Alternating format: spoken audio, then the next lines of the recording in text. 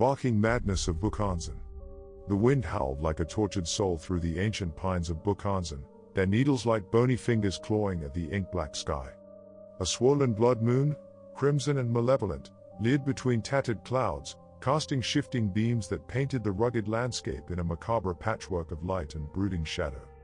I, seasoned wildlife researcher drawn to the enigmas of the natural world, stood at the foot of the brooding mountain, the chilling tales of locals about possessed creatures that stalked the forest and a ravenous entity that hungered eternally for living souls echoing in my ears.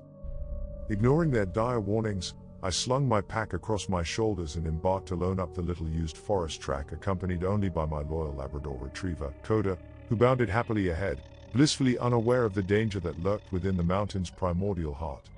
The smell of damp vegetation and unseen things soon enveloped us like a funereal shroud. The path faded entirely amongst the dense tangle of undergrowth and towering pines that blocked the diffused moonlight. Koda's cheerful barks echoed too loudly in the stillness, as if responding to calls I could not hear. Unease trickled icy fingers down my neck that had nothing to do with dropping temperature. The woods took on a primordial cast as darkness descended, gnarled stumps resembling crouching beasts and substantial shadows hiding unseen observers. I realized with growing anxiety that the folk tales may indeed hint at realities from elder epochs when demonic forces moved unchecked through certain lonely places. The wind carried unsettling mutterings just at the edge of perception, faint rustlings and odd cries that retreated whenever I stopped to listen. Koda's hackles were raised, his tail tucked as he pressed against my leg for reassurance. Then the barks began. Ethereal howls echoed through the woods, making pinpricks of atavistic panic bloom across my skin. The baying held notes and harmonics no earthly canine could produce, underpinned by a craving that chilled my soul.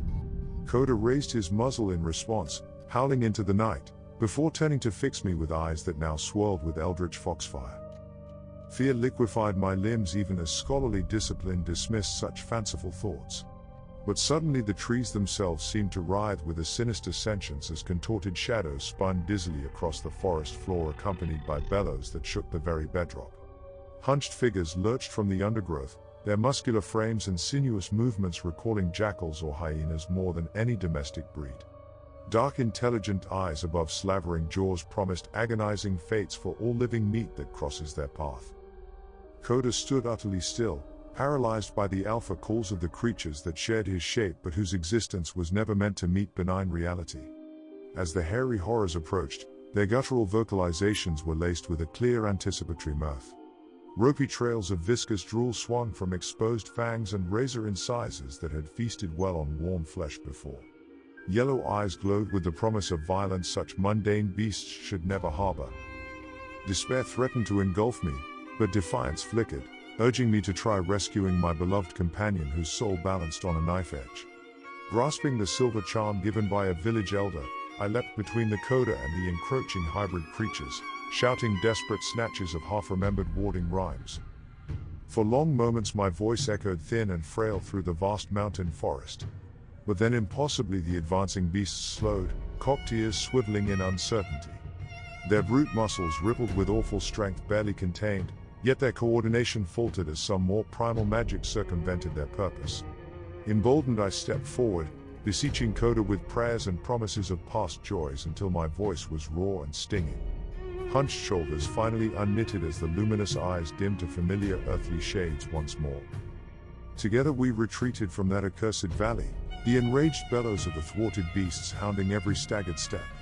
We emerged into pearl moonlight, both shaking with relief as well as the bone-deep resonances such unnatural encounters impart.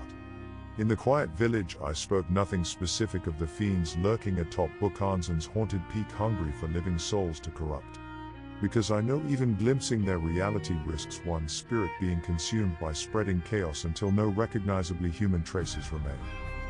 Yet sometimes on still nights when sighing wind carries just the right cadence, I fancy I hear faint echoes of vile baying bubbling up from groves cloaked by the mountain mists. And imagine eye-shine splitting predatory faces still lurking within the tree line, watching patiently for us both.